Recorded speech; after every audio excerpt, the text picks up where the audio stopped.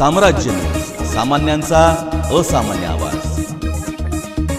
मागील काही दिवसांपासून महाराष्ट्रात राज्यपाल नियुक्त आमदारांचा मुद्दा कळीचा ठरत आहे। महाविकास आघाडी सरकारकडून राज्यपाल भगतसिंग कोश्यारी यांना 12 आमदारांची यादी देण्यात आली होती। ही यादी देऊन जवळपास पावणे 2 वर्षे उलटली तरी राज्यपालांकडून या यादीला मंजुरी दिली गेली नव्हती। त्यामुळे महाविकास आघाडी विरुद्ध राज्यपाल असा वाद निर्माण झाला होता।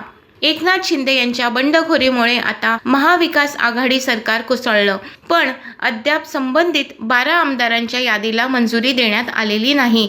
दरम्यानच्या काळात महाविकास आघाडी सरकारमधील काही नेत्यांनी राज्यपालांना स्मरणपत्र पाठवून संबंधित यादीला मंजुरी देण्याची आठवण करून दिली होती, पण महाविकास आघाडी सरकारने सुचवलेली नावंही त्या क्षेत्रातील नसल्याचा आक्षेप राज्यपालांनी घेतला होता। हे कारण देत राज्यपालांनी संबंधित यादी प्रलंबित ठेवली होती।